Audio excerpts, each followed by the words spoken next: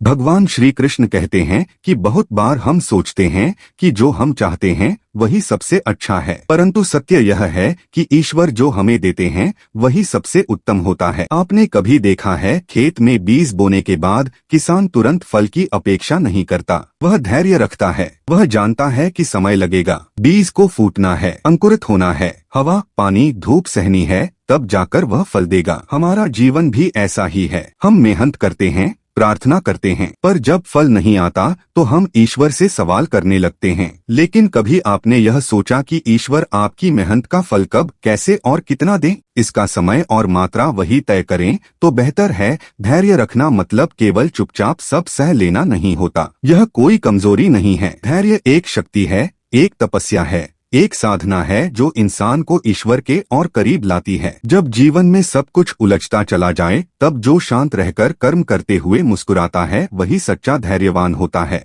धैर्य का अर्थ है अपने कर्म पर अटूट विश्वास रखना, ईश्वर की मर्जी को नम्रता से स्वीकार करना और यह जानना कि जो मुझे चाहिए वह नहीं बल्कि जो मेरे लिए सही है वही ईश्वर देंगे। कई बार हम चाहते हैं कि जो भी हमने सोचा है वह तुरंत पूरा हो जाए। हम किसी परीक्षा के लिए मेहनत करते हैं, किसी नौकरी की आशा रखते हैं, किसी रिश्ते को बचाने की पूरी कोशिश करते हैं, फिर भी सब हाथ से फिसल जाता है। उस पल हम सोचते हैं भगवान ने ऐसा क्यों किया? पर क्या आपने कभी पीछे मुड़कर देखा है? वही परीक्षा जो छूटी, वही नौकरी जो नहीं मिली, वही रिश्ता जो टूटा, वह सब दरअसल आपको किसी और बड़ी भलाई की ओर ले जा रहा था। ईश्वर कभी ऐसा कुछ नहीं छीनते जो आपके भाग्य से बेहतर हो। वे आपको उस चीज से भी बचा लेते हैं जो शायद आपको नुकसान पहुंचा सकती थी, पर उस वक्त हमें वह समझ नहीं आता। इसलिए जब कुछ खो जाए, टूट जाए या छूट जाए, धैर्य रखिए, क्योंकि ईश्वर उस समय आपके लिए कुछ बेहतर लिख रहे होते हैं। वे आपको तैयार कर रहे होते हैं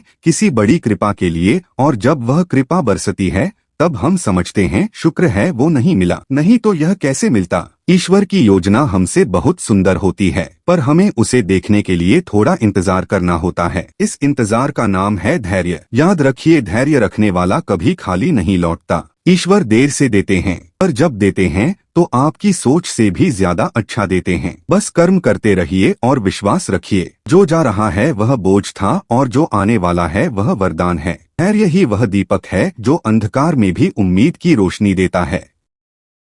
इसीलिए जीवन में कुछ भी हो जाए, धैर्य मत खोइए। ईश्वर की कृपा आपके द्वार तक आ रही है। जो ईश्वर ने भाग्य में लिखा है वह मिलेगा ही। यह वाक्य आधा सच है, पूरा सच यह है जो ईश्वर ने भाग्य में लिखा है वह तभी मिलेगा जब आप उसके लिए कर्म करेंगे। ईश्वर हमारी किस्मत की लकीरें तो बनाते हैं, लेकिन उन्हें चलना हमें होता है। भाग्य में अमृत लिखा हो, परंतु अगर हम अपने हाथ बंद रखें तो वह कैसे मिलेगा? घर में दीपक हो पर हम उसे जलाए नहीं तो उजाला कैसे आएगा? इसीलिए केवल बैठकर इंतजार मत कीजिए, उठिए, कर्म कीजिए और धैर्य रखिए। ईश्वर का निर्णय देर से आता है पर सही समय पर आता है। ईश्वर हमें हमेशा वही देते हैं जो हमारे लिए सर्वोत्तम होता है, लेकिन हमारी सबसे बड़ी भूल यही होती है कि हम उसकी तुलना दूसरों से करने लगते हैं। उसके पास ज्यादा क्यों है? मैंने मेहनत की फिर भी मुझे कम क्यों मिला? ऐसे सवाल हमारे मन में बेचैनी भर देते हैं और यहीं से जीवन की शांति छीनने लगती है। पर क्या कभी आपने यह सोचा है कि ईश्वर ने जो दिया है उसमें भी कितनी कृपा छुपी हुई है?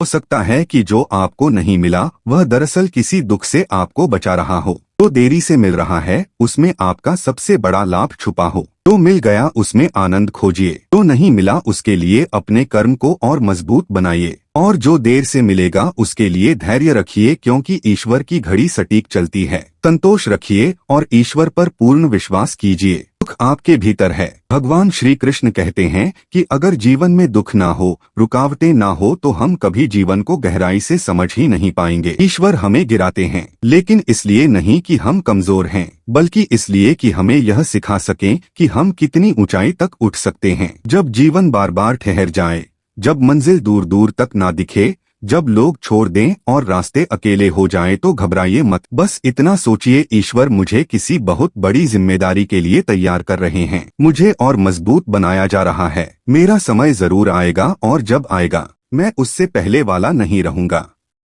मैं बेहतर बन चुका होऊंगा, परिपक्व, शांत और शक्तिशाली। हर आंसू, हर चोट, हर इंतजार ईश्वर की बनाई हुई एक सुंदर कृति का हिस्सा है। आपका जीवन अभी लिखे जा रहे एक अद्भुत अध्याय में है, जहां संघर्ष ही सफलता की भूमिका बन रहा है। इसलिए जब कुछ समझ में ना आए तो चिंता नहीं, बस धैर्य रखिए और मुस्कुराइए। क्योंकि ईश्वर चुप हैं, तो इसका मतलब है वह अभी भी कुछ बड़ा रच रहे हैं आपके लिए। आपका समय आएगा और जब आएगा तो सब कुछ बदल जाएगा और तब आप कहेंगे, धन्य है वे दिन जब मैं टूटा था, क्योंकि उन्हीं में मेरा नवनिर्माण छुपा था। हर किसी के जीवन में कोई ना कोई ऐसा पल होता है जहां वह हार मान लेना चाहता है, पर कुछ लोग रुकते नहीं। वे ईश्वर पर विश्वास करते हैं और आगे बढ़ते हैं। क्या आपको लगता है कि ईश्वर आपको भूल जाएंगे? नहीं, कभी नहीं। वे आपको परीक्षा में डालेंगे ताकि आपको उसका उत्तीर्ण परिणाम सौंप सके। श्री कृष्ण कहते हैं कि जो लोग आज दुख में हैं, जो रात रात भर रोते हैं,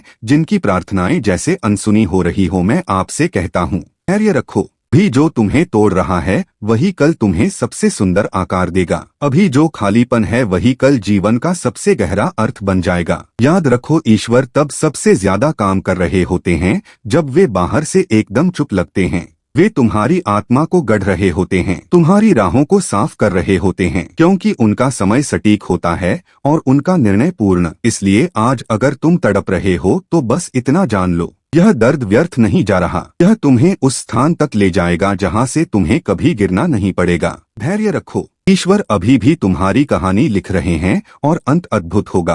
विश्वास रखो, यह रात गुजर जाएगी और सूरज तुम्हारे लिए उगेगा। भगवान श्री कृष्ण कहते हैं कि जीवन में 3 चीजें कभी ना छोड़े। कर्म बिना थके करते रहो, धैर्य समय पर फल जरूर मिलेगा, और विश्वास ईश्वर तुम्हारे साथ हैं। ईश्वर समय लेते हैं लेकिन वह कभी किसी को खाली हाथ नहीं लौटाते। वह परीक्षा लेते हैं ताकि परिणाम की कीमत समझ सको। अब मैं आपसे केवल एक आग्रह करता हूँ, जब जीवन आपको हिलाने लगे, जब मन बेचैन हो, जब प्रश्नों के उत्तर ना मिले, तब एक पल शांत होकर बस इतना कहिए, हे प्रभु, मुझे समझ नहीं आ रहा कि आप क्या कर रहे हैं, पर मुझे आप पर विश्वास है। जो भी करिए मेरे लिए भले के लिए करिए, मैं धैर्य रखूंगा। यही मंत्र आपकी आत्मा को शांति देगा। ईश्वर आपको वैसा नहीं बनाते जैसे आप बनना चाहते हैं, वे आपको वैसा बनाते हैं जैसे आप बनने के योग्य हैं। हम अक्सर अपने जीवन की योजनाएं बनाते हैं, इच्छाएं पालते हैं और उनसे जुड़ जाते हैं। जब चीजें हमारे अनुसार नहीं होती तब हमें लगता है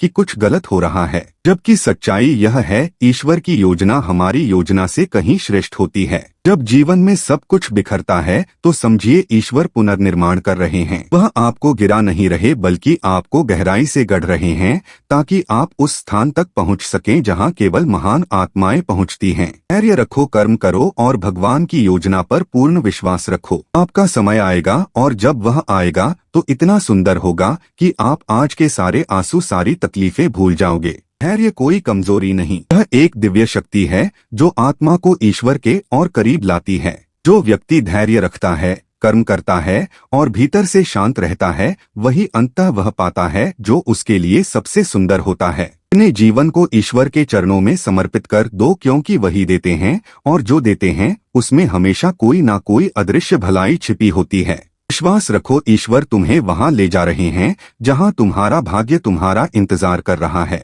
भगवान श्री कृष्ण कहते हैं कि धैर्य एक ऐसा शब्द है जो दिखने में छोटा है परंतु जीवन को बदल देने की ताकत रखता है।